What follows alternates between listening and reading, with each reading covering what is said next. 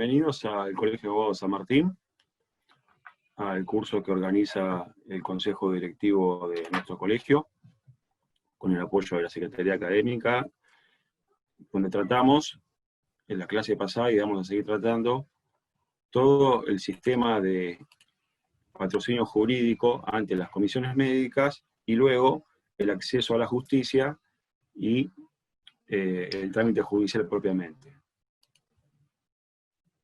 Hoy tenemos el honor que va a disertar la doctora Analía García. La doctora Analía García es abogada laboralista, es miembro fundadora del Colegio de Abogados de La Matanza, directora del Instituto de Derecho del Trabajo del Colegio de Abogados de La Matanza, docente de posgrado en la maestría y en la diplomatura de la Universidad Nacional del 3 de Febrero, representante por el Colegio de Abogados de La Matanza ante la Comisión de Derecho Laboral del Colproba, diplomada en Derecho Individual del Trabajo, diplomada también en Derecho Colectivo y Sistemas de Riesgo del Trabajo, y también diplomada en Derecho Procesal del Trabajo. Es ex secretaria del Foro de Institutos de Derecho del Trabajo de los Colegios de Abogados de la Provincia de Buenos Aires y coautora del anteproyecto de ley 15.057. Le agradecemos a la doctora García por estar aquí presente, mientras sigo admitiendo a los colegas. Les digo, las preguntas deben hacerse por el chat, la damos por una cuestión expositiva, la vamos a leer al final de la exposición de la doctora García, y les pido por último, recuerden silenciar sus micrófonos para no interrumpir la exposición. Doctora García, Analía García, muchísimas gracias por estar acá con nosotros de manera remota, la escuchamos. Bueno, hola, buenas tardes, ¿cómo les va? Muchas gracias por la invitación al Colegio de Abogados de San Martín, a su consejo directivo, a su secretaría académica, a vos especialmente, Mariano. Para mí es un placer poder estar en este colegio, como vos bien decís, en forma remota y poder hacer algo juntos, así que muchísimas gracias. Y gracias a todos los colegas por el interés en participar en esta charla, en esta clase, si se puede decir como tal. Yo voy a compartir la pantalla, si me permiten, para poder empezar con el tema que nos convoca. Bueno, para poder entrar a hablar de lo que es el sistema de riesgo, me parece que es importante siempre tener presente parte de la normativa, las principales normativas. Todo, cuando hablamos de la ley de riesgo, nos encontramos con un montón de cosas, con un montón de normas, leyes, decretos, resoluciones, DNU, tenemos de todo. Entonces, me parece a mí que para poder entender, y vale la pena recordar, tengamos presente las principales normativas. ¿Y cuáles son estas?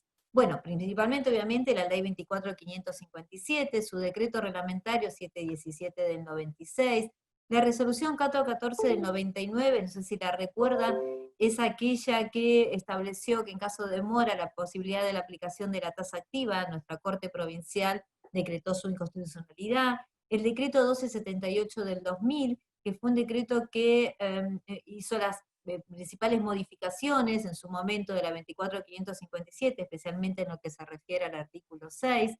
El decreto 169409 es el que cambió, teníamos hasta ese momento techos por las indemnizaciones y lo pasó a ser pisos. La ley 26.773, que es la que estableció la posibilidad de las actualizaciones. El decreto 472 del 2014, que fue el decreto o es el decreto que reglamenta la 26.773, el decreto 1475 del 2015, modificatorio del 717 del 96 y que hoy se utiliza, la resolución de la SRT 179 que se aplica conjuntamente con el decreto que recién mencioné, el DNU 54 del 2017, no sé si lo recuerdan, fue allá que se decretó en enero del 2017, en nuestra plena feria, tuvo una vigencia muy escueta, pero la tuvo. La resolución SRT 298 del 2017, que era la resolución que reglamentaba el DNU, y no es casual que la haya puesto adelante de la 27348, es porque es así esta resolución, reglamentaba el DNU dejó de tener vigencia, se sanciona la 27348 y termina reglamentando la resolución 298 con anterioridad a la vigencia de la 27348. La resolución 899 también de la SRT, que es una ampliatoria de la 298, en la provincia de Buenos Aires, la ley 14.997, que es la ley que adhiere al sistema de la 27.348, las resoluciones de la SRT 23 y 11 del 2018, que son las que establecen las comisiones médicas en la provincia de Buenos Aires, la ley, o nuestra querida ley Mariano 15.057 en la provincia de Buenos Aires, en lo que aquí se refiere el artículo 2, inciso J, y el 103, la resolución de la SRT 90 del 2019, el DNU 669 del 2019, que ahora vamos a verlo cuando estamos más adelante en qué casos nos conviene utilizarlo. Y es lo que hace específicamente en esta cuarentena, en este periodo de ASPO que estamos atravesando, son importantes estas normativas al tema que nos convoca, que es el DNU 367 del 2020, que habla de las enfermedades del COVID como la presunción de que es una enfermedad profesional, las resoluciones de la SRT 3820, la 4020, la 44 y la 67, que son los que establecen y ponen en vigencia los trámites, lo vamos a ver más adelante, y menciona acá las resoluciones de la Corte provincial, que es la que decreta la suspensión de términos, la que determina cuándo se levantan esos términos, a excepción de los inicios de las acciones, en lo que es el artículo 2, inciso J, la aclaratoria de la 2220, que específicamente lo dice, el 558 del 2020, que es la resolución de la Corte, que lo que manifiesta es que ya se pueden empezar a iniciar las demandas, aquellas que fueran urgentes próximas a prescribir, y la 593 del 2020, que es la que determina la posibilidad de ya que todas las demandas se puedan iniciar.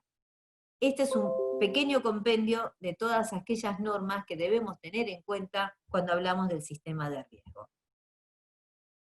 Y siguiendo en este mismo alineamiento, también vamos a entrar en el baremo, que es algo que lo tenemos que tener muy presente porque en el sistema de riesgo es imprescindible. ¿Y qué significan estos decretos? El 658 del 96 estableció el listado de enfermedades profesionales, el 659 del 96 la tabla, los porcentajes de incapacidad, el 1167 del 2003 verifiquen la cantidad de años desde el 96 al 2003, recién se hace una modificación ampliándose dos enfermedades, el hantavirus y el mal de Chagas, y luego, 11 años después, se vuelve a ampliar con el 49 del 2014, que es el que agrega las varices y las hernias. Esto entiendo que tiene que ser tenido en cuenta. Cuando hablamos del sistema de riesgo, tenemos que saber, tenemos que recordar cuáles son las contingencias que cubre, o sea, qué es lo que va a cubrir este sistema de riesgo. Estas surgen del artículo 6. Habla de los accidentes de trabajo, de los accidentes en itinere y de las enfermedades profesionales. En el caso de los accidentes de trabajo, específicamente lo describe. Dice que es aquel todo acontecimiento súbito o violento que se produce por el hecho o en ocasión del trabajo. Determina también lo que es el accidente in itinere, todos lo reconocemos, es aquel que se produce en el trayecto del trabajo a la casa o de la casa hacia el trabajo. Y en cuanto a las enfermedades profesionales, la ley no define lo que es como tal y solo dice que va a ser las enfermedades profesionales aquellas que establece por listado el Poder Ejecutivo. Es decir, las que veíamos recién en nuestra placa anterior de lo que es el baremo. Entonces, cuando nosotros hablamos de enfermedades profesionales propiamente dicho, tenemos que verificar el decreto 658 del 96, el 11667 del 2003 y el 49 del 2014. Me parece también importante recordar qué es esto de la contingencia y la aceptación tácita.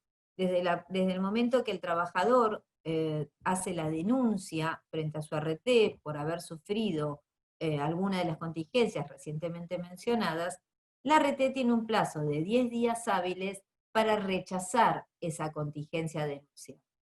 Este rechazo debe hacerse por medio fehaciente y tiene que ser en forma paralela al trabajador y al empleador. Muchas veces se hace solo a uno, o solo al trabajador, o solo al empleador, o se hace fuera de este plazo de los 10 días hábiles. ¿Qué consecuencia genera? Ni más ni menos que tener el reconocimiento, o sea, la aceptación, este reconocimiento tácito del hecho de que se está denunciando.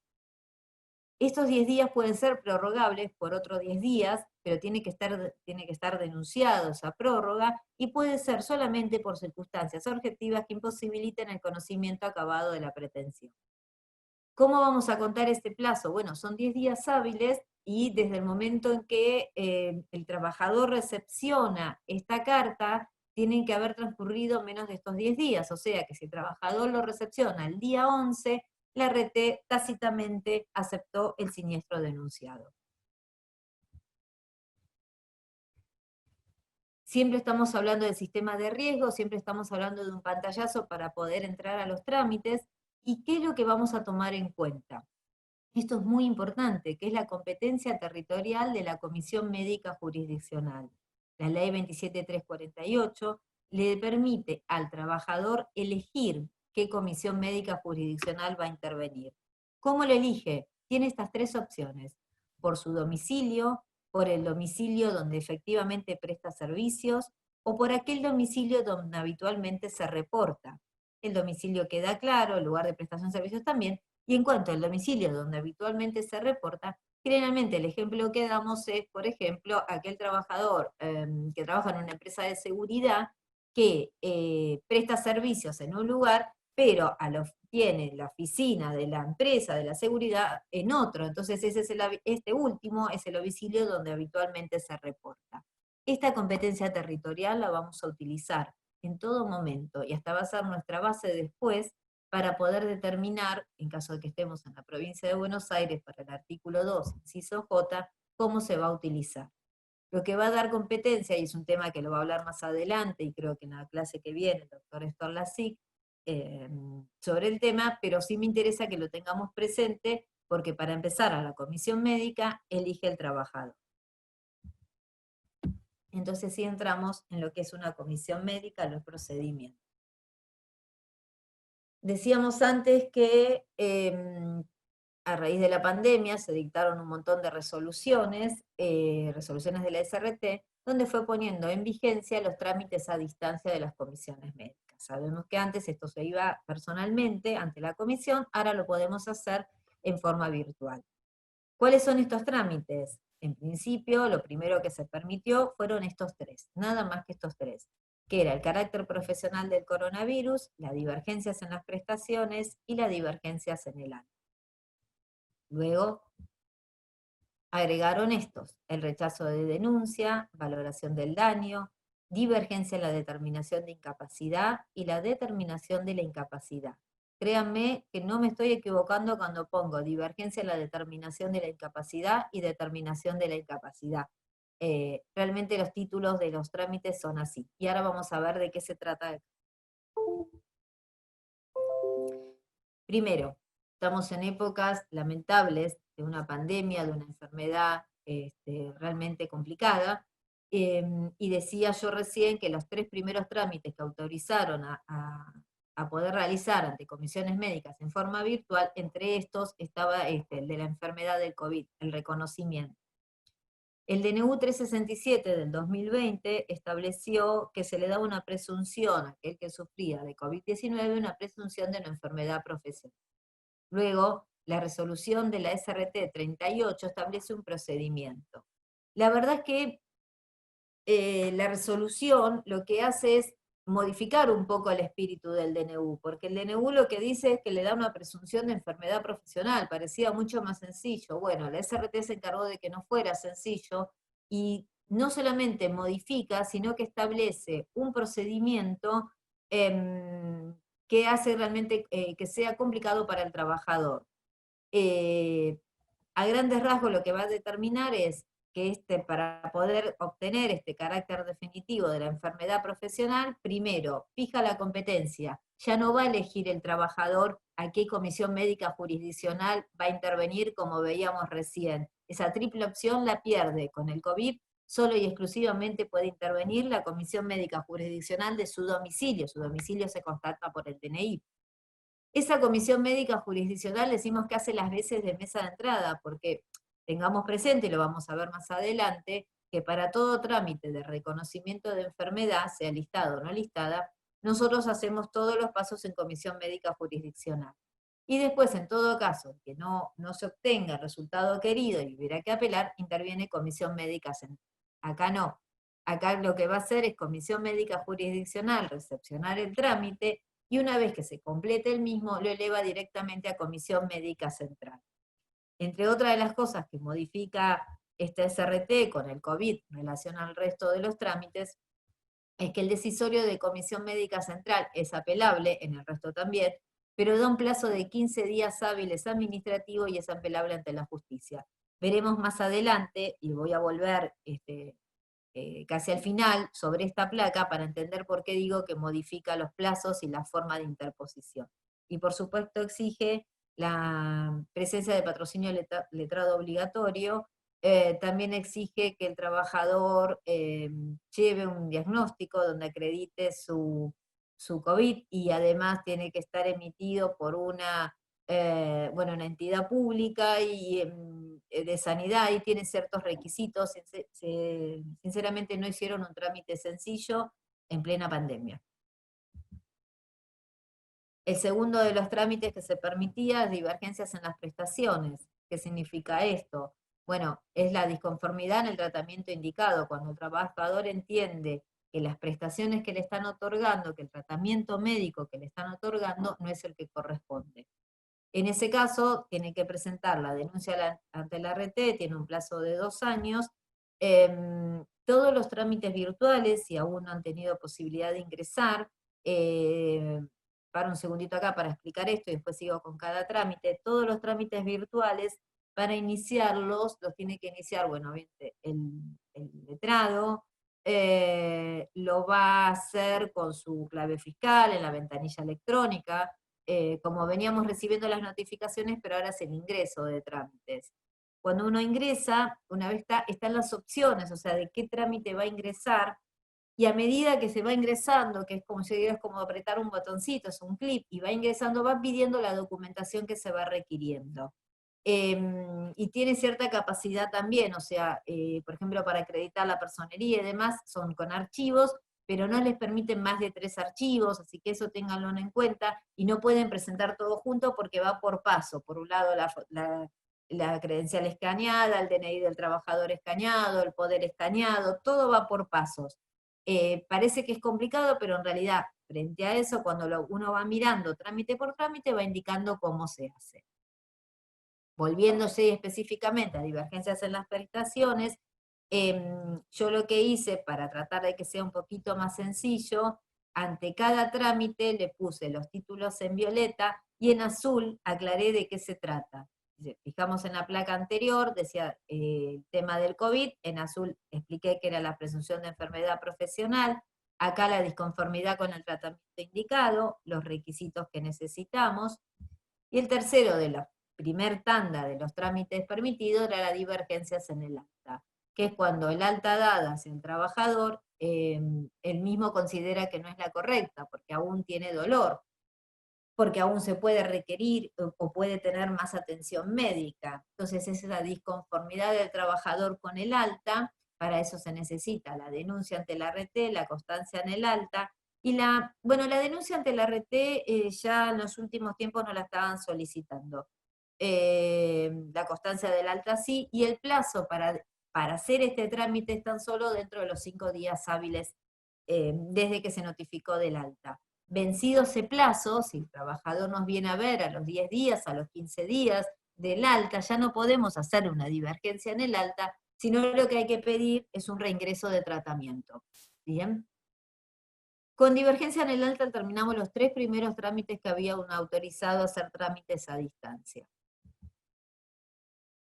Luego agregaron los otros 4. ¿De dónde surgen los otros 4? Ni más ni menos que la resolución 298 del 2017, de la 27348 y de la resolución 899 que mencionamos al principio.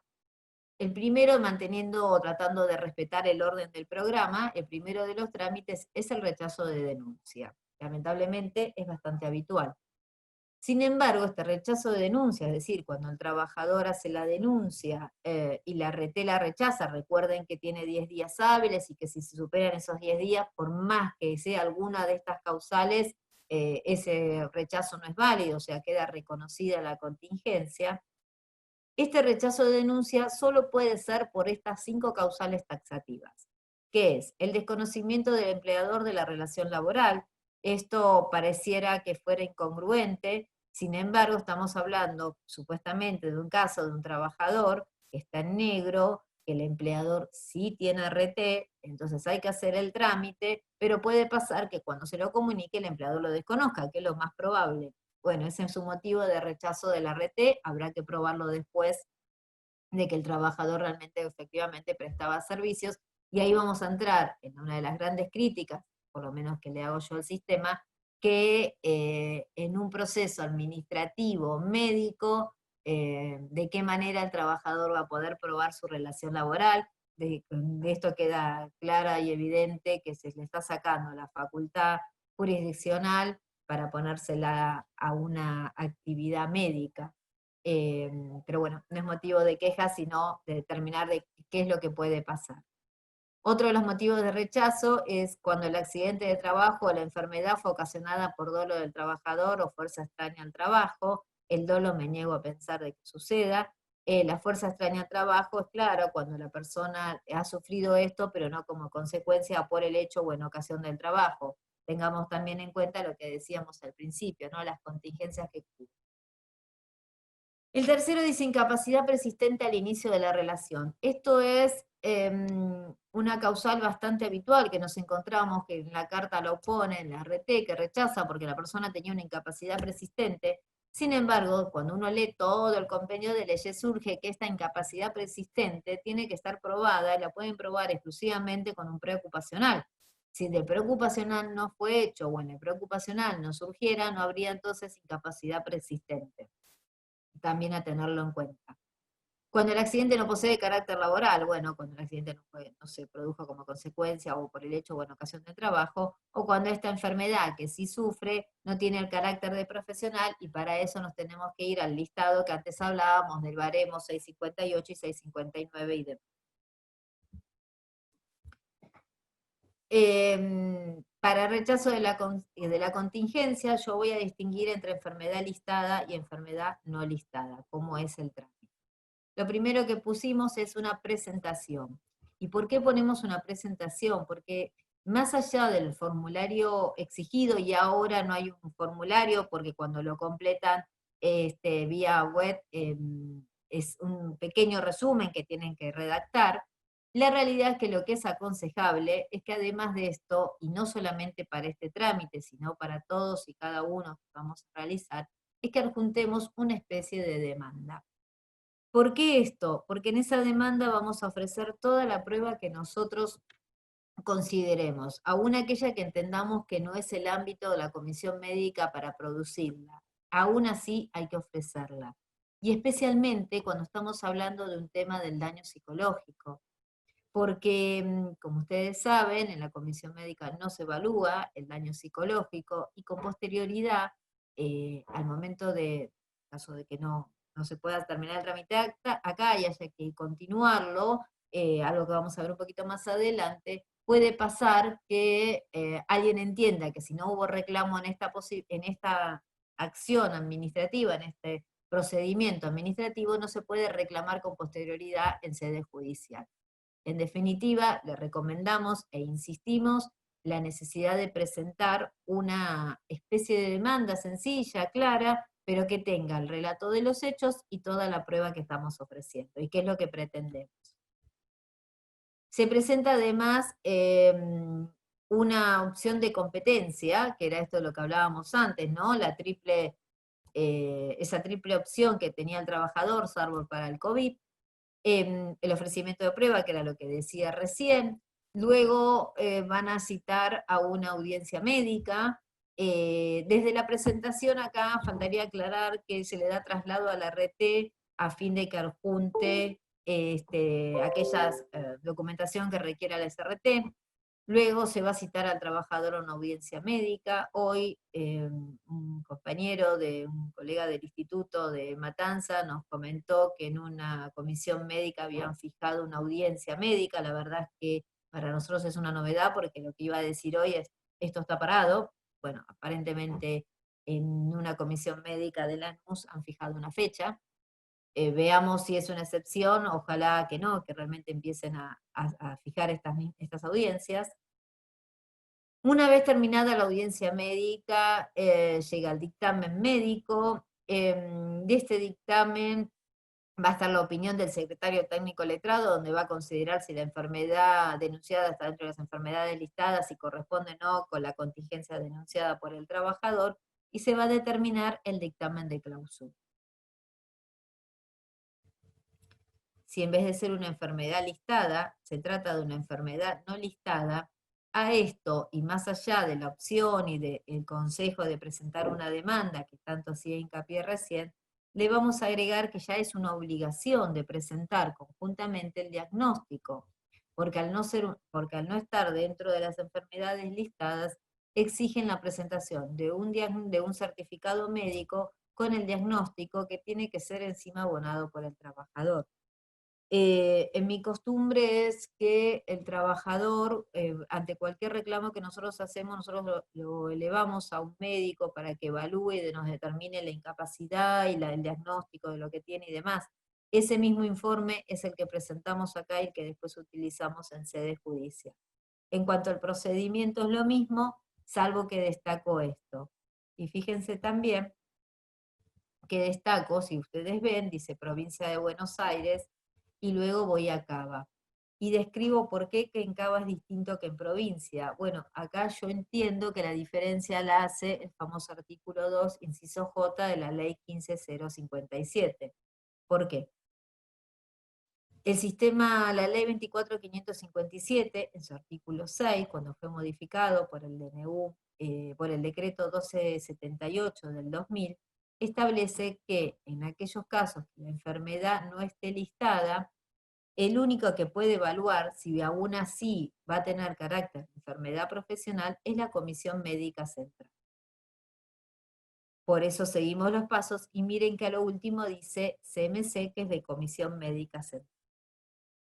Sin embargo, bueno, no lo tengo, sin embargo, en la provincia de Buenos Aires, con el dictado del artículo 2, inciso J, establece que no es necesario recurrir a la Comisión Médica Central, con lo cual yo interpreto que si no es necesario recurrir a la Comisión Médica Central y no destaca entre accidente y enfermedad, me incluye la posibilidad que la enfermedad no listada en la provincia yo no tenga que recurrir a Comisión Médica Central, sino que puedo hacer o interponer lo que decimos vulgarmente un 2J o una revisión por acción, artículo 2, inciso J, de la ley 15057.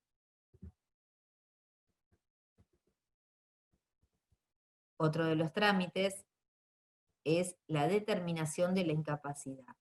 Este trámite únicamente lo puede iniciar la RT. ¿Sí? ¿Entre qué plazo? Entre los 10 y 20 días hábiles desde el alta.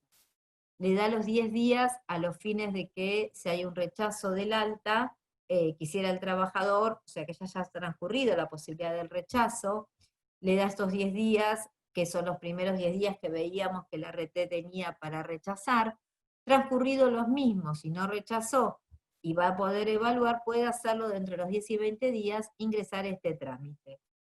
Lo va a ingresar por ante la Comisión Médica Jurisdiccional, previamente va a intimar al trabajador a que denuncie qué opción va a utilizar para la Comisión Médica Jurisdiccional y en caso de que no lo utilice, va a iniciar el trámite ante el domicilio, ante la Comisión Médica Jurisdiccional correspondiente al domicilio del trabajador. El trámite va a ser así, aquí el que va a presentar es la RT, le llega una notificación al trabajador para que se presente con su letrado, y a partir de acá es lo mismo, se recomienda el ofrecimiento de la prueba, esta especie de demandita, y después es lo mismo, la audiencia médica, el dictamen médico, la opinión del secretario técnico y el dictamen de clausura. Acá va a tener un plazo de 60 días hábiles, la CSRT, perdón, un plazo de 60 días hábiles, prorrogable por 30 días específicamente denunciado. ¿Y por qué es tan importante este plazo? Porque si no se cumple, también está la posibilidad de iniciar una acción como consecuencia del transcurso del tiempo, no del silencio de la administración, y tampoco me voy a meter en aclarar un tema u otro, porque es un tema que lo va a dar la clase que viene el doctor Estorlací. Vieron que les decía que no me había equivocado, que estaba el trámite de determinación de la incapacidad y el trámite divergencia en la determinación de la incapacidad. ¿Y en qué varía? Bueno, varía en esto. En la determinación de la incapacidad es cuando una persona tiene el alta, hay que determinar una incapacidad, pero lo inicia la RT. En el otro, el trabajador tiene el alta, hay que determinar la incapacidad, pero lo va a iniciar el trabajador. ¿Qué es lo que sucede? Para la determinación de la incapacidad, la RT tenía hasta el día 20 desde el alta para iniciarlo. Para el trabajador en la divergencia lo puede iniciar entonces a partir del día 21. La diferencia entonces es que en la divergencia lo inicia el trabajador, en la determinación lo inicia la RT. El procedimiento es lo mismo, el plazo es el mismo, 60 días, prorrogables por 30, su incumplimiento da lugar al inicio de la acción. En cuanto desde cuándo se comienza a contar el plazo, muchos entienden, basándose en la normativa de la SRT, que comienza una vez que la RT completó toda la documentación requerida. Yo entiendo de que no es así, que el plazo se debe contar desde el momento en que se inició el trámite, porque si no quedamos sujetos a que la RT cumpla, y la RT tiene el plazo que quiera para cumplir, y tampoco nos estaría contando estos 60 días, y con esto cortaría el espíritu de la ley. Y recuerden ustedes, cuando se sancionó la 27348, lo que se dijo dentro de los fundamentos era que tendría que ser un sistema ágil, un sistema rápido. De hecho, nuestra Corte Provincial en Marchetti utiliza esos fundamentos, que es un sistema rápido y que por eso está la obligatoriedad de pasarnos inconstitucional. Y por lo tanto, si yo quedaría sujeta a que la RT presente su documentación el día que quiera, cortaría el espíritu de lo que se intentó hacer. Por eso yo entiendo que el plazo se debe contar desde la presentación del trabajador. El trámite es muy similar. Nuevamente, insisto, cuando hablo de presentación, me refiero a una demanda, me refiero a ofrecer todas las pruebas posibles, va a haber la audiencia médica, luego va a llegar un plazo para alegar, obviamente no es obligatorio, y siempre tengamos en cuenta que los alegatos es sobre el mérito de la prueba producida. Luego llega el dictamen médico. En caso de que hubiera incapacidad, van a fijar la liquidación de prestación dineraria. Por supuesto que nosotros, como profesionales, nuestra obligación es cotejar esa liquidación y hacer una. ¿Para qué? Para poder ir a la audiencia ante el servicio de homologación. Hoy esa audiencia se está prestando en forma virtual. Y de lograr un acuerdo en esa audiencia, se pasa al dictamen de clausura que va a homologar ese acuerdo. Y si no se estuviera de acuerdo, donde hay que dejar constancia si lo que no se está de acuerdo es en el porcentaje de incapacidad o en el dinero o en las dos cosas, si no se lograra, también se va a dictar un dictamen de clausura donde da por terminada esta etapa administrativa. El último de los 4 trámites de la segunda tanda es la valoración del daño o la homologación del preacuerdo. Muchas veces sucede que la RT se comunica directamente con el trabajador ofreciéndole hacer una entrevista médica para proceder a hacer un acuerdo. Es un acuerdo, pero en realidad después se transforma en un preacuerdo, porque en realidad de ese acuerdo, ahí lo dice, realizado entre el trabajador o derechos servientes y la RT, se va a presentar en la Comisión Médica Jurisdiccional. ¿Quién la presenta? Solo y exclusivamente la RT. Lo que va a hacer es que se haga una audiencia médica con un informe de la valoración del daño, donde puede pasar que en esa audiencia médica no esté de acuerdo, valga la redundancia, con el convenio arribado entre las partes.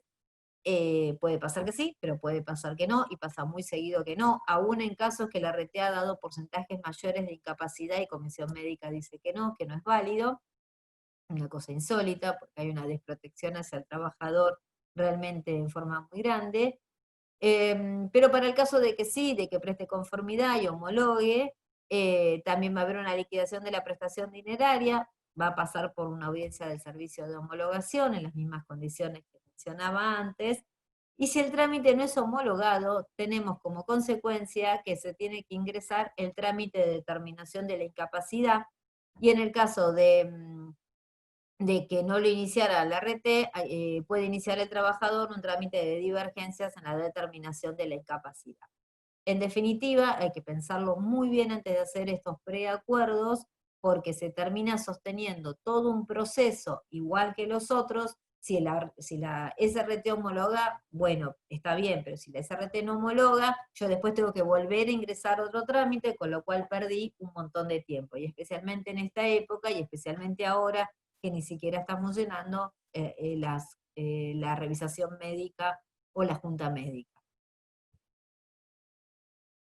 Hasta acá hicimos todo lo que es en forma pequeña, obviamente, porque los trámites son complejos, los trámites que aparecen o que tenemos ante la comisión médica. Yo decía recién, cuando veíamos las flechitas, en un momento hablaba de la liquidación, y aparte es motivo del programa de la clase de hoy o de la charla de hoy. Es importante que nosotros sepamos liquidar. El IBM, bueno, el IBM fue sufriendo o fue factible de cambios.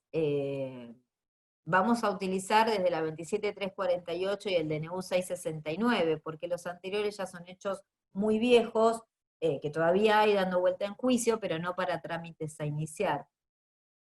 El DNU 669 del 2019, como bien lo dice, es un DNU de septiembre del año pasado, que generó muchas críticas, y sin embargo le encontramos una vuelta, que hay unos casos que no sirven. Y el DNU está vigente. No obstante esto, en comisión médica y como consecuencia de las grandes críticas no se utiliza, pero sí en la vía judicial. Y veamos cuándo conviene y cuándo no. Primero me importa que entiendan las diferencias con el IBM, cómo se liquida según la 27348 y según este DNU. Primero va a tener una actualización, ahora lo vamos a ver detenidamente, pero para que entiendan las diferencias. En ambos se actualiza el IBM. La diferencia está que la tasa de interés que aplica la 27348, que es la tasa activa promedio de la cartera general nominal anual vencida a 30 días del Banco Nación, lo que litigamos en capital es el acta 2658. Mientras que con el DNU perdemos esa acta y dice que la tasa de interés es la tasa RIPTE, lo cual es un error, porque no puede haber un índice de actualización que sea motivo de tasa. Sin embargo, es esto lo que utiliza. Sigo con el IBM, según ahora la ley 27348. ¿Cómo voy a obtener este IBM? Bueno, yo tengo que tener la fecha del accidente de la persona o de la primera manifestación invalidante, y hago un paréntesis. ¿Qué se entiende por primera manifestación invalidante? Habitualmente se cree que la primera manifestación invalidante es cuando la persona empieza con el dolor. Y es muy difícil en una enfermedad determinar cuando la persona comienza con el dolor. En realidad, una cosa es la sintomatología y otra es la manifestación invalidante. Y eso es muy difícil de determinar porque en un accidente sí, pasó tal día, pero en una enfermedad no. Así que ojo con esto, cuando vamos a tomar, cuando hacemos la liquidación, a qué se trata con primera manifestación invalidante. ¿Qué vamos a tomar en cuenta? Bueno, todos los salarios devengados, entendiéndose por tal aquellos definidos por la OIT, es decir, toda la contraprestación que devenga al trabajador como consecuencia de poner su fuerza de trabajo a favor del empleador, todos esos salarios devengados al año anterior a esta primera manifestación invalidante, o si la persona tenía una antigüedad menor de un año por el tiempo que fuera servicio, que prestó ese servicio. Si, por ejemplo, para ser claro, el accidente sucediera hoy, 29 de septiembre, vamos a tener que tomar todo el año anterior, desde el 2019 hasta agosto, septiembre del 2019, hasta agosto del 2020. Estos salarios se van a actualizar. Siempre estamos en la 27348. ¿Cómo se van a actualizar? Mes a mes. Si, por ejemplo, yo vuelvo al ejemplo, estamos en septiembre, yo voy a tener que actualizar. Septiembre del 2019, ¿cuánto era el índice RIPTE del septiembre del 2019? Supongamos, les digo cualquier número, porque no lo tengo acá, supongamos que fuera 7.250. ¿Con qué lo voy a cotejar? Con el índice RIPTE del momento del accidente, hoy, septiembre del 2020. me fijo índice RIPTE de ese mes, índice RIPTE de ahora. De eso divido, me va a dar un coeficiente. 1.5, 2.5, 3.5, cuanto más lejano es el hecho, más alto va a ser el coeficiente. Así voy a actualizar mes por mes. Septiembre del 2019, octubre del 2019, noviembre de 2019, así sucesivamente hasta llegar a agosto del 2020. Con esa actualización, es decir, que si los sueldos tenían, suponiendo que cobrara 10.000 pesos por mes, actualizado voy a tener 12.000, 13.000, 13.500, 13.000, así. Esta segunda columna, la que actualicé, la voy a sumar, y lo que me da lo voy a dividir por 12, porque yo tengo que sacar el promedio. Salvo que la persona trabajara, tuviera una antigüedad menor de un año, y entonces en vez de dividirlo por 12, lo voy a dividir por la cantidad de meses que hubiera trabajado. 3 meses, 4, siempre voy a ir por mes, ya no se divide más por día. A esta suma, a este IBM que yo hasta aquí obtuve actualizado, le voy a tener que agregar un interés, que es esta tasa activa que hablábamos antes, el acta 2658 de capital. ¿Desde cuándo? Lo voy a hacer desde la primera manifestación invalidante hasta la liquidación. Entonces, el IBM, según la 27348, yo voy a obtener actualizado por RIPTE más la tasa activa, más una aplicación de la tasa activa. Si en vez de utilizar el IBM por la 27348 lo tuviera que hacer por el 6669, en cuanto a la actualización es igual. Lo que me va a diferir es en los intereses. Ahí voy a tener que aplicar, dice, como interés una tasa RIPTE. ¿Cómo lo aplico la tasa RIPTE? Bueno, tengo que fijarme también cuándo fue el hecho, si por ejemplo fue en, no sé, agosto del 2019, tengo que verificar cómo era el RIPTE en agosto del 2019, con el momento de ahora, sacarle ese coeficiente, el 2.0, lo que fuera, y a ese coeficiente se lo voy a multiplicar sobre el valor actualizado, sobre el valor del promedio sacado en el segundo puntito. Me cambia también desde cuándo, desde el momento de la primera manifestación hasta el momento en que deba ponerse a disposición, no hasta el momento de la liquidación, o sea que se tuvo que poner a disposición en el 2019 y la liquidación la practicó ahora, según el 669 lo podría hacer los intereses hasta ese momento. Indudablemente el 669 genera mucha pérdida económica hacia el trabajador y no sirve, de ahí vino tantas críticas, salvo un caso, en aquel caso que son hechos anteriores a la 27348, los que todavía están vigentes, que hay muchos juicios, de la 26773, esos no permiten actualización. Entonces, en ese caso sí nos va a convenir, porque entre que no tengo ninguna actualización y tener esta posibilidad, me conviene esta. Pero si es desde la 27348, desde la sanción de la 27348, sin lugar a dudas, este DNU no me sirve. Si estuviéramos en una acción judicial, tengo que plantear la inconstitucionalidad de este DNU. Una vez que yo obtuve mi IBM, ¿sí?, actualizado y con los intereses, voy a ir a la fórmula. La fórmula es la de siempre, 65 dividido la edad por IBM, acá me olvidé, por 53, me falta ahí, por porcentaje de incapacidad. Me va a dar el número, ese valor, ese número de indemnización, yo lo tengo que comparar con el piso mínimo vigente al momento del hecho. El que me da mayor lo voy a utilizar. Después le voy a sumar un 20% según el artículo 3 de la 266773, dice que ese 20% es en concepto de daños, un daño general.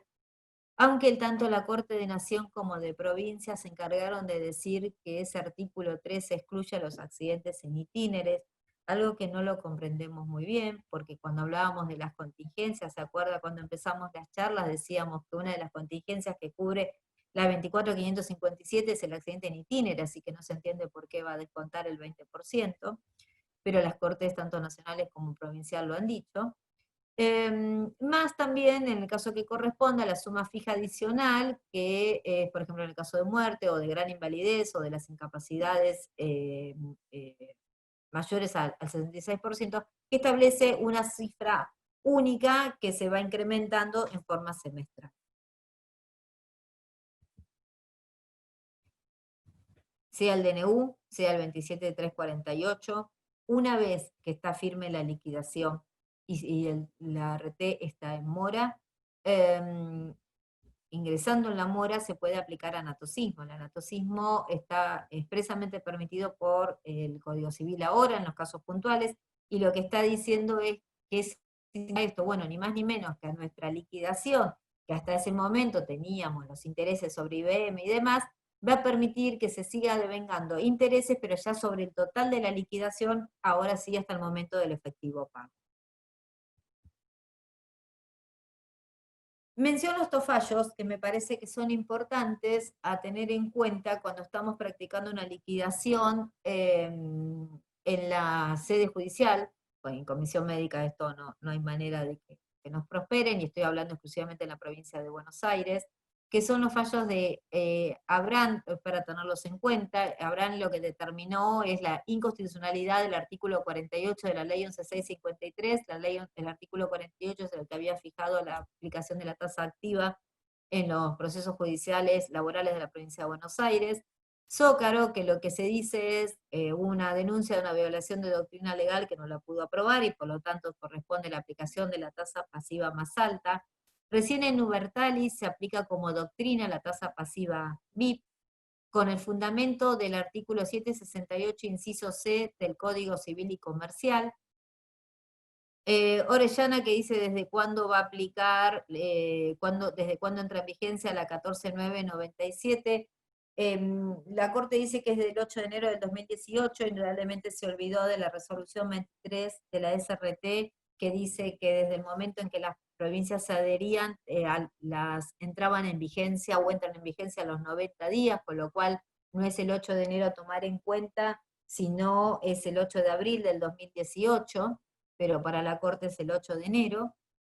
Lince que nosotros estamos tratando de utilizarlo en Matanza, esto viene, el fallo Lince es un fallo de San Miguel, así que debe ser conocido por ustedes, que lo que dice es que en caso de que el RT entrara en mora, la aplicación de los intereses, pero conforme la ley 27348, el INSE es un caso anterior a la 27348, y lo que hace el Tribunal de Origen es aplicar los intereses de esta manera: tasa pasiva BIP desde el momento del hecho hasta la sanción de la 27348, que es marzo del 2017, y desde ahí hasta el momento de la sentencia aplica los intereses fijados por la 27348, que es esta tasa activa que hablábamos recién. ¿Y que en qué se fundamenta? En el 768, inciso B del Código Civil y Comercial, que dice que los jueces pueden aplicar una tasa de interés cuando ésta esté fijada en una ley especial. Y la 27348, sin lugar a dudas, es una ley especial. La Corte convalida esto, no es que se hace mención a si está bien o está mal el 768 inciso B, sino que dice que el recurrente no pudo demostrar violación de doctrina legal, pero cuando quiere la Corte invoca algo más, y en este caso lo dejó ahí, con lo cual entendemos que resulta aplicable y aparte sería coherente con lo que acabo de explicar en relación al fallo Ubertali, que lo toma como referencia y habla del 768 también, aunque en su inciso C. Por último tenemos Bruno. Lince y Bruno, si mal no recuerdo, fueron sancionados el mismo día y generó muchas dudas, pero en realidad en Bruno lo que se estableció era la fecha de cómputo de los intereses y la fecha de cómputo del RIP, de cómo se computa, pero no el tipo de tasa. Esto para tenerlo en cuenta cuando liquidamos, realmente la diferencia utilizando el INSE es muy grande que con la tasa pasiva. Esto no estaba en el programa, no sé si estoy en tiempo, Mariano, para comentarlo, el tema de los recursos, me parece que es importante, pero no sé, vos me dirás. Sí, Ana, dale, podés seguir tranquila. Dale, gracias. Bueno, el sistema de riesgo establece 3 recursos: la aclaratoria, la revocatoria y la apelación. En lo que a mí me interesa es la apelación. Lo que se puede apelar es el dictamen definitivo de la Comisión Médica Jurisdiccional. Voy a tratar de hacerlo más pausado y lo más claro posible, porque no es claro el sistema y esto genera muchas dudas entre los colegas. y voy a distinguir entre capital y provincia. Tenemos dos sistemas, para todos tenemos dos mundos, capital y provincia. Bueno, esta no es la excepción de la regla. Veamos. Primero, tenemos una opción. Opción de quién elige esa opción, el trabajador, el profesional, ¿qué va a elegir? Si va a ser un recurso administrativo o un recurso judicial. En la provincia de Buenos Aires, si va, la opción es el recurso administrativo o la revisión por acción. Esto es una opción, ¿sí? Uno elige. Vamos a ir al caso de que el dictamen definitivo de comisión médica jurisdiccional se opte por el recurso administrativo. Este recurso administrativo es un recurso en relación con un efecto suspensivo. Se tiene que expresar agravios, que debe ser una crítica concreta y razonada como todos los agravios. Se presenta ante comisión médica jurisdiccional y va a resolver la comisión médica central. El plazo de interposición es de 15 días y se fundamenta conjuntamente con la interposición. Este es en el recurso administrativo, en el caso sea en capital o en provincia, acá es lo mismo cuando se haya elegido hacer este recurso administrativo. Este recurso administrativo, que insisto, es en relación con efecto suspensivo como regla, tiene dos excepciones que ahora las vemos, su decisorio no causa estado, porque lo que se decida por la Comisión Médica Central es apelable ante la justicia laboral. Pero si queda firme, o sea, si nosotros no lo apelamos, eso hace la calidad de cosa juzgada administrativa. Siempre estoy hablando del recurso administrativo. ¿Cuándo es la excepción del con efecto devolutivo? En estos dos supuestos exclusivamente. Cuando a media apelación de la RT ante la Comisión Médica Central, en el caso del artículo 6, apartado 2.c de la Ley de Riesgos, que es la invocación de una enfermedad profesional que la RT dice que no se encuentra en listado, o cuando a media apelación de la RT ante la Comisión Médica Central en caso de reagravamiento. En estos dos casos, el recurso es en relación con efecto devolutivo, sino siempre es con efecto suspensivo.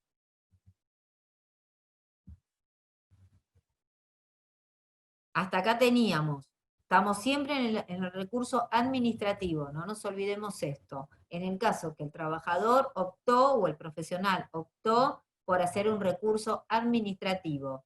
Llega el recurso a Comisión Médica Central y el dictamen de Comisión Médica Central lo queremos apelar, no estamos de acuerdo. Entonces, acá tengo que distinguir provincia y capital. Si es en provincia que voy a apelar, ¿y qué es lo que me hace provincia? Si Comisión Médica Central siempre es capital. Bueno, lo que me va a distinguir es de dónde tramitó el expediente, si la Comisión Médica Jurisdiccional fue en provincia, o si fue en capital. Si la Comisión Médica Jurisdiccional que intervino fue en provincia, le lo dicho por la Comisión Médica Central, yo lo puedo apelar ante la justicia laboral en provincia ingresando el recurso en receptoría, hoy obviamente vía web, pero en receptoría. Si la Comisión Médica Jurisdiccional que intervino fue capital, lo voy a interponer ante la Comisión Médica Jurisdiccional el recurso. ¿Sí? Tengamos en cuenta las diferencias. También difiere el plazo. Si lo que intervino fue la Comisión Médica Jurisdiccional de provincia, el plazo que yo tengo para apelar el dictamen de Comisión Médica Central es de 5 días hábiles administrativos.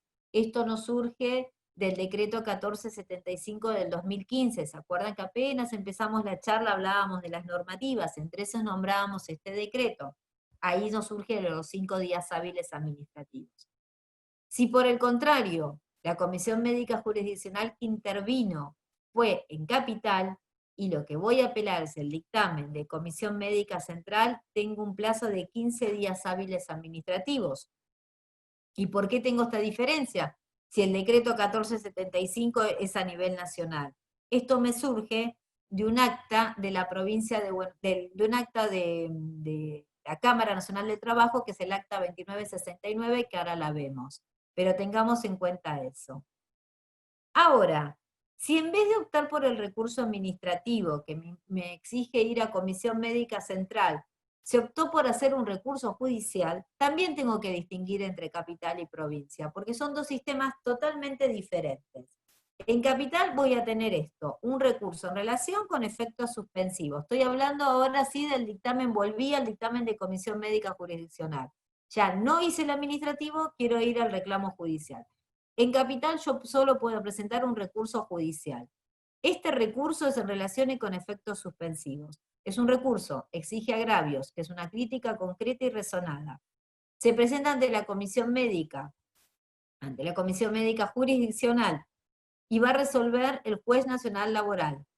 El plazo de interposición es de 15 días hábiles administrativos. Todo esto me surge de esta acta, de la 2669, que ahí me dice que en el dictamen debe informar que asiste derecho a recurrir ante la Justicia Nacional o la Cámara Nacional del Trabajo, que los recursos se presentan ante la Comisión Médica con patrocinio, constitución de domicilio legal y electrónico y patrocinio letrado, la necesidad o la exigencia de la crítica concreta y razonada, pero tengo esto que es muy particular, que me dice que ¿qué puedo peticionar? Yo puedo peticionar solamente sobre las medidas de pruebas que me fueron denegadas o que fueron defectuosamente producidas. Y se acuerdan que cuando veíamos los trámites, yo hacía mucho hincapié en presentemos una demanda ofreciendo la prueba, no solamente en el caso de la enfermedad no listada, sino en todas, porque si yo no presenté pruebas, si yo no ofrecí prueba en comisión médica, ¿de qué me voy a agraviar acá? Si no tengo prueba. No puedo decirle al juez, me agravio de una prueba denegada que yo no peticioné, o de una prueba que fue defectuosamente producida que yo no peticioné.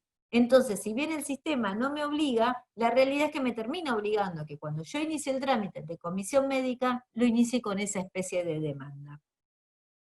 Y dice que el decisorio de primera instancia no causa estado. Es decir, tiene la particularidad en esta acta que el recurso de la comisión médica, del dictamen de comisión médica jurisdiccional, que fue recurrido directamente a sede laboral, cuando interviene el juez de primera instancia, entiende o lo que el resultado no nos es favorable, podemos apelar a una segunda instancia. Es una particularidad o una excepción de la regla del sistema de recursos que trae la ley 18345. Yo decía antes que la otra opción, en el caso de la provincia de Buenos Aires, si no quiero hacer el recurso administrativo, es ir a la vía judicial. Pero previamente tengamos en cuenta que se puede hacer el inicio de la acción por el transcurso del tiempo, estos 60 días hábiles administrativos prorrogables por 30, tanto en provincia como nación. En eso es igual.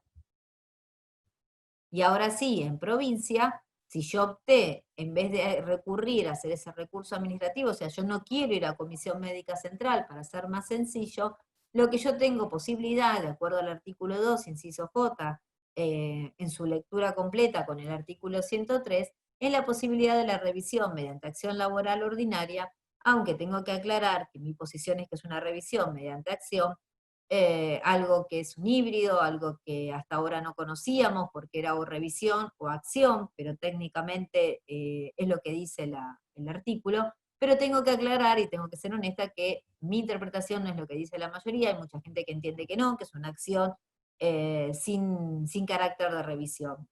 Yo insisto, o por ahí en mi posición positivista, leyéndolo, dice específicamente revisión mediante acción, y lo vuelve a decir la Corte en Marchet. Solo para que tengan en cuenta, porque insisto que es materia de una clase o de una charla posterior, que este artículo 2, inciso J y apartado 3, conjuntamente con el 103, para saber cuándo, desde cuándo está en vigencia, tengamos en cuenta estas resoluciones, la 298, la ley 27348, la ley 14997, la resolución 23 que mencionaba antes, del 9 de abril, y la sanción de la ley 15057. Veíamos a mitad de la charla que en el caso de las enfermedades no listadas, yo hice una distinción entre nación y provincia, diciendo que si era nación, y me decían que la enfermedad del trabajador no tenía ese carácter, la única forma de recurrir, yo tenía que hacerlo ante Comisión Médica Central, conforme al artículo 6 de la ley 24557.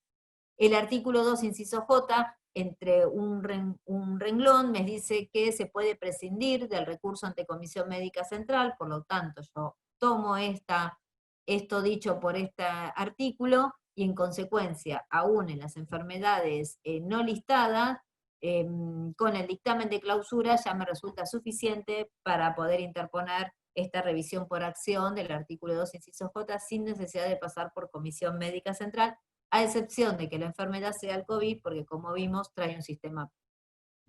Hasta acá llegamos. Así que bueno, muchas gracias. Espero que se haya entendido. Muchísimas gracias, Analía. Un placer. Así que gracias por... te damos un aplauso a la distancia. Muy linda, muy clara la exposición, muy técnica, de un tema realmente complejo y difícil, que todos los días, pero todos los días, uno se hace preguntas, uno cree que entiende más o menos algo y basta de que fue a la comisión médica y ahí se enteró de otra cosa y dice, pero ¿cómo puede ser esto? Pero en esto no es así, lo que fuere. O cuando recibe las consultas de los colegas y amigos y demás. Así que hiciste fácil lo que es muy difícil. El sistema de riesgo del trabajo es muy complejo de entender, así que se entendió. Te voy a leer las preguntas que fuimos tomando en el chat. Vamos por el comienzo, esperame un segundito. Acá. El doctor Silvio Rostein pregunta, ¿la demanda se presentaría en la audiencia médica? Hasta la audiencia médica, desde el momento de la presentación hasta la audiencia médica. Hasta ese momento se puede ofrecer toda la prueba que queramos, inclusive esa famosa demanda. Perfecto. Te sigo, espérame que te siga a seguir leyendo. Dame un segundito, acá. La doctora Quevedo pregunta, espérame que se me está yendo, ahí está. En una denuncia por rechazo de enfermedad profesional se determinó el carácter profesional de la misma, pero no tengo acto de clausura. ¿Puedo solicitarlo yo? Lo que pasa es que hay que ver si te conviene hacer acto de clausura o si ya pasó el tiempo suficiente. Estamos con un tema de suspensión de términos, pero si te pasó el tiempo de los 60 días hábiles administrativos, no te conviene pedir acto de clausura. Te conviene directamente iniciar una acción como consecuencia del transcurso del tiempo. Por vencimiento del plazo. Está bien. Pero esta vez las preguntas son dirigidas a vos, así que yo te las redirecciono. Así que yo te redirecciono.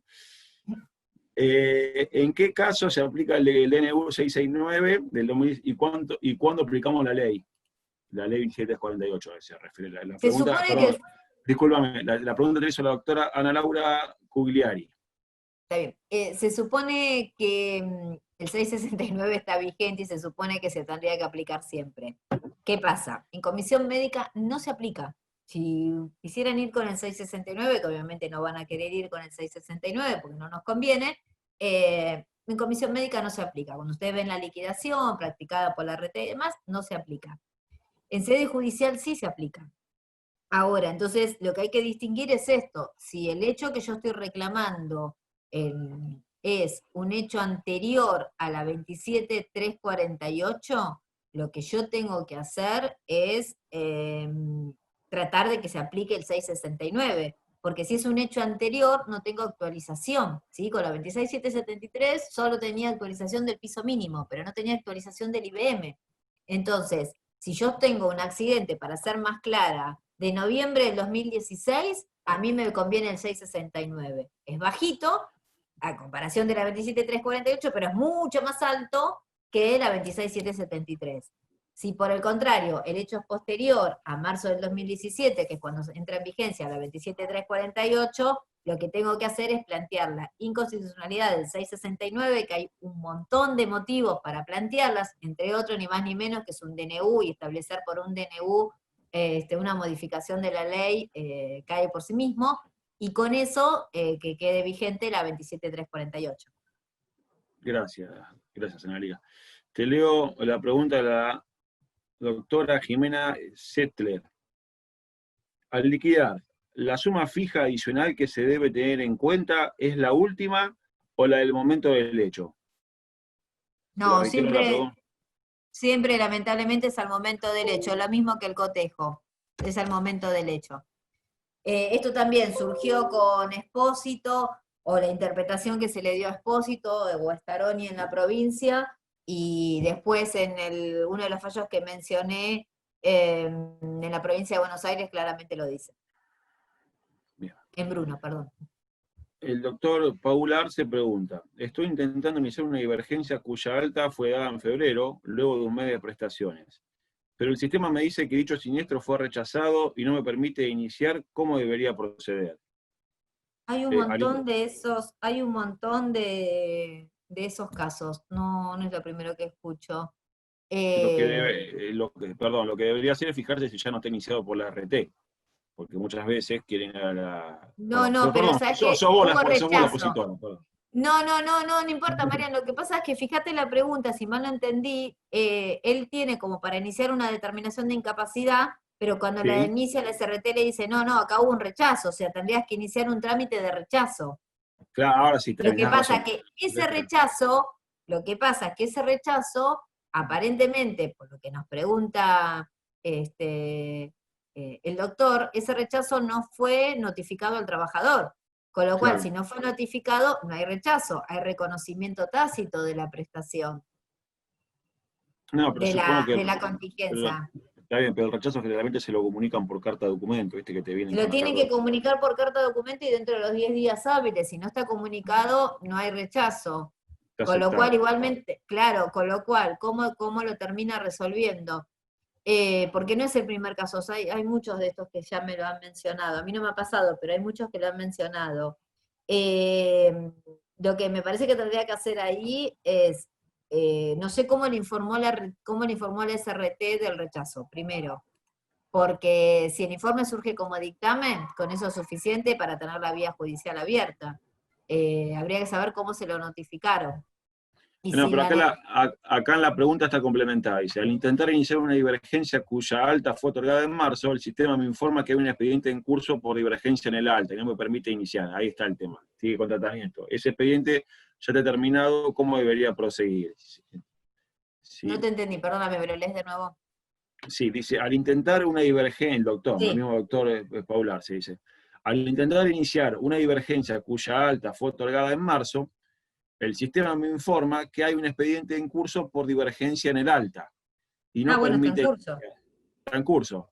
Pero me dice, ese expediente ya está terminado, ¿cómo debería proseguir? Bueno, debería comunicarlo a la, bueno, lo que corresponde a vos, ¿no?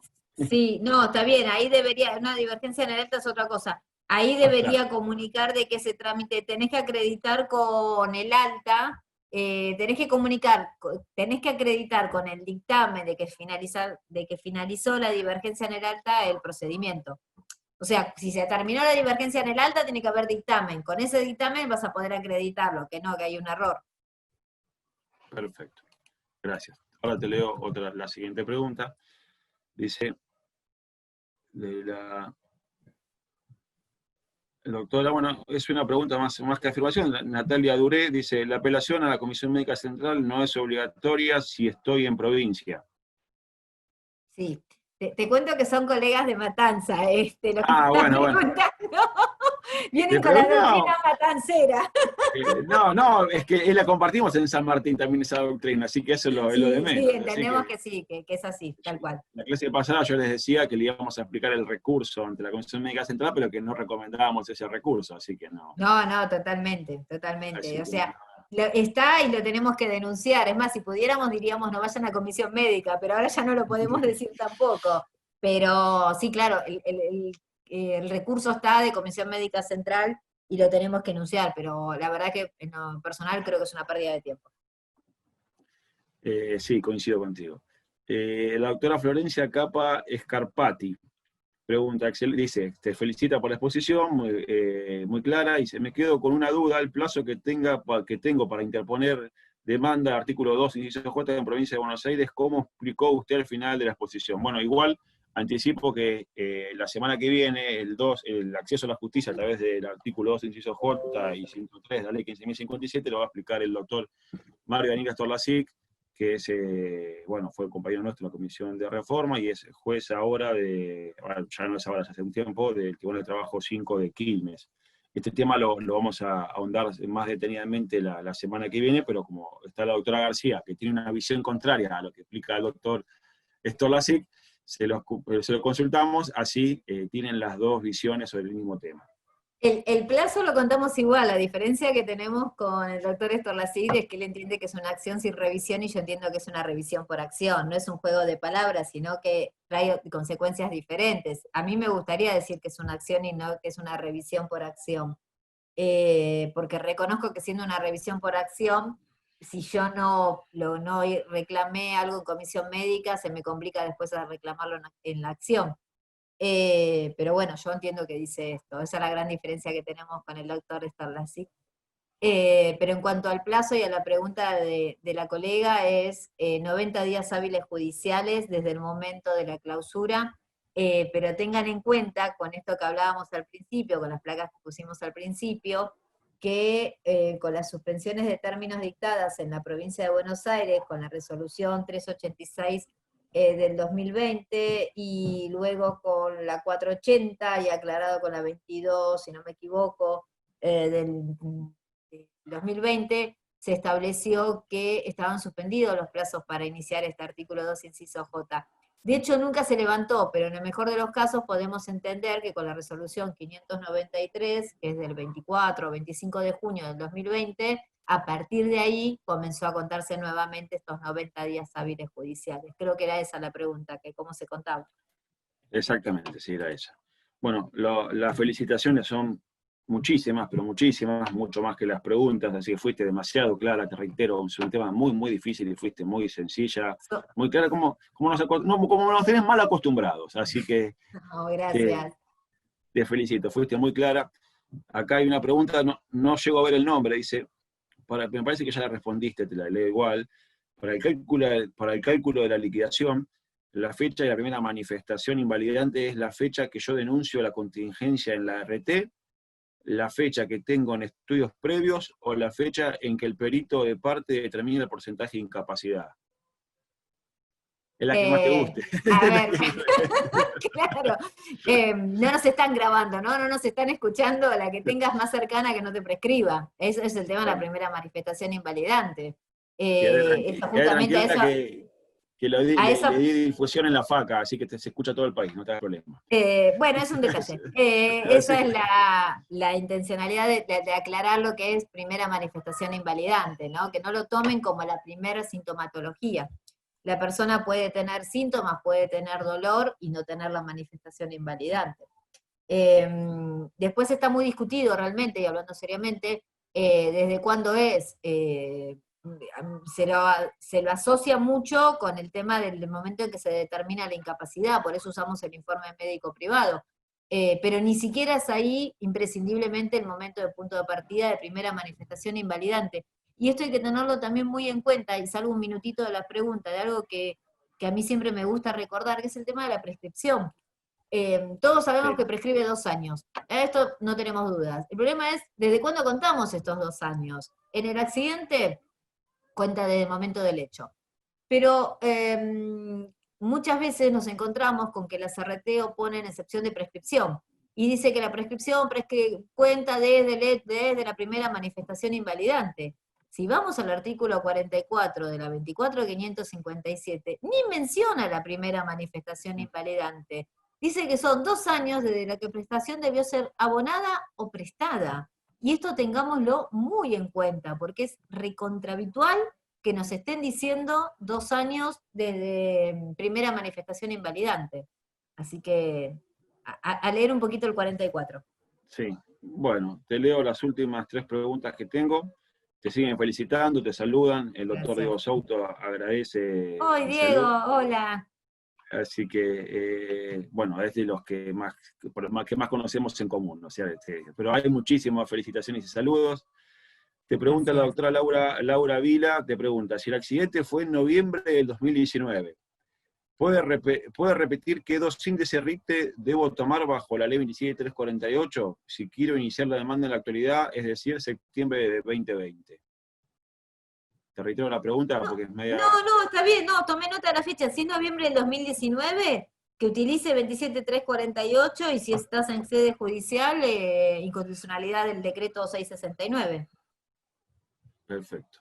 Es más, si me permitís ¿Sí? hacer una publicidad de nuestro instituto, por Nosotros supuesto. tenemos un modelo de demanda que se trabajó entre varios compañeros del instituto, de modelo de planteo de un inicio de un artículo 2, inciso J, como nosotros entendemos que es, con planteo de inconstitucionalidad del 669 del 2019. Hay un drive del instituto donde lo podemos utilizar, y lo vi por ahí a Cristian, que no sé si estará, si me hace el favor de poner el drive, si no me comprometo, Mariano, que te lo envío para el colega que le interese, que hacemos este planteo. Perfecto, sí, sí, por supuesto. Siempre la información hay que darle difusión y comunicarla. No tiene sentido quedarse con información y ni con conocimiento. Te saluda la doctora Graciela Mater, tu gran Mi amiga, amiga, mi es tu amiga. amiga. Te felicita.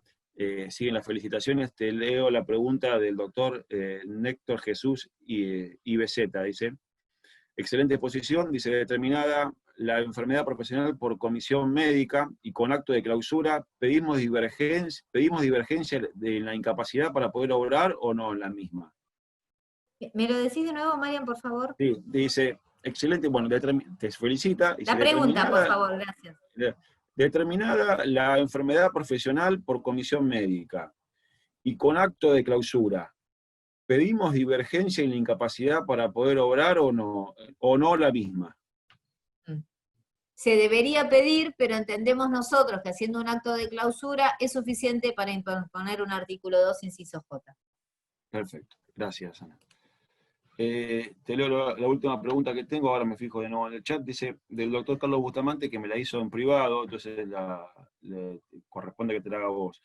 En varios preacuerdos realizados en la ART se establece que si la Superintendencia de Riesgo del Trabajo da un porcentaje menor de incapacidad, vale el porcentaje y monto que se fija en el preacuerdo. Pero llegado el momento, la SRT no hace valer esa cláusula. ¿Por qué es esto? ¿No es válida esa cláusula finalmente? Bueno, conteste usted, No, doctora. lamentablemente no. Por eso decía yo que hacer esos acuerdos no está bueno, porque en realidad es una pérdida de tiempo y hay que cruzar los dedos que coincida lo dicho por la RT por la SRT. Y es insólito que si la RT quiera pagar más, la SRT le diga que no. Esto es lo grave de tantas cosas de críticas que tenemos para hacer el sistema, ¿no? Entiendo cuando es al revés, cuando la RT, entre el trabajador y la RT, el acuerdo da un porcentaje menor al que le corresponde. Y entonces está bien, la superintendencia dice, no, esto está mal, está bajo, no corresponde, y me parece muy bien. El problema es cuando es al revés, cuando el porcentaje dado por la RT es mayor y la SRT dice que no. Es insólito, no le van a hacer valer esa cláusula, lamentablemente. Sí, de hecho, le van a dar de baja ese expediente de valoración del daño y le van a abrir uno nuevo de oficio de determinación de la De la incapacidad incapacidad. y lo van a volver a citar al trabajador a revisarlo nuevamente, aunque parezca Va mentira. a Como tener que dice. pasar por todo el trámite nuevamente. Y si determinación de la incapacidad, si no lo inició la RT, va a tener que iniciar unas divergencias en la incapacidad. Por eso no vale la pena hacer ese acuerdo, porque después pasás por un trámite gigante. Mira, Mariano, ahí Cristian, lo estoy leyendo, Cristian es nuestro secretario del instituto y está pasando el drive para los que le interesa. Gracias, Cristian, siempre muy amable. Te hago la pregunta de acá de la doctora Amelia Leiva. En caso de accidente, ¿el cómputo de la prescripción no es a partir del alta médica? Y No, bueno, no. no. Y La yo digo, prescripción, no. la pregunta es a No. vos, perdón, no soy buen moderador, discúlpame, Ana. No, no pasa nada. No, la prescripción no es desde el alta. La prescripción vos tenés que contar 2 años, decíamos recién, desde que la prestación debió ser abonada o prestada. Si fue un accidente, desde ese momento te cuenta. Lo que sí vos vas a poder, de acuerdo a lo que hayas hecho y de acuerdo a cómo interpretes, vos vas a poder interrumpir la prescripción o vas a poder suspender la prescripción. Y si iniciaste un artículo 2, inciso J, vas a renovar esa prescripción. Me explico. El artículo 44 te establece 2 años de prescripción. Si vos iniciaste una demanda interruptiva de prescripción, especialmente muchos la han hecho ahora durante la cuarentena, o lo están haciendo porque faltaba documentación y no nos permitían ir a los estudios, Matanza habilitó la posibilidad de los estudios mucho después que San Martín. Entonces se hacía una demanda interruptiva, se hace una demanda interruptiva de prescripción. Con eso, al ser una demanda interrumpe, va a interrumpir por 2 años, nos quedamos tranquilos. Si por el contrario no se hizo una demanda y queremos tomar este procedimiento administrativo, vamos a suspender el plazo de la prescripción. Lo vamos a suspender por un plazo de 6 meses, y para eso vamos a hacer jugar lo dicho por la LCT en el 257, si no me equivoco, que ahí me va a suspender el procedimiento administrativo. No es que me suspende el procedimiento administrativo por sí, me dice que el procedimiento realizado ante la Autoridad Administrativa de Trabajo, y la SRT pertenece al Ministerio de Trabajo, entonces me va a permitir suspender el plazo de prescripción por 6 meses. Y de última, si yo voy a iniciar un trámite administrativo ante comisión médica y luego voy a hacer el artículo 2, inciso J, ahí renuevo la prescripción, porque ahí tengo 90 días hábiles judiciales, que si bien es un plazo de caducidad, es muy probable que esté al límite, o se me haya pasado esos 2 años que hablabas antes, pero lo renové, por decirlo de una manera, con estos 90 días. Pero no, desde el alta no, a la pregunta puntual desde el alta no. No, no, clarísimo, clarísimo. Y ahora sí te prometo que son las 2 últimas. La doctora Laura Chaer pregunta, con reingreso a la comisión médica por reagravamiento de la enfermedad, ¿vuelve el expediente a tramitar todo de nuevo? ¿Una vez que terminó el reagravamiento o cuando empezó el reagravamiento? Yo me quedé pensando lo mismo. Voy a pedirle ver, que si la doctora Chaer puede escribir de nuevo, ampliar la sí, pregunta. igualmente vale la aclaración que vos lo dijiste recién. La SRT tiene un sistema que por cada expediente, por cada cosa que nosotros hacemos, es un expediente. Un expediente para, no sé, lo que hablábamos recién, un rechazo, un expediente por divergencia en la incapacidad, un expediente por valoración del daño. No hacen 2 expedientes juntos, cada uno es un expediente diferente. Perfecto. Sí, está clarísimo, está clarísimo.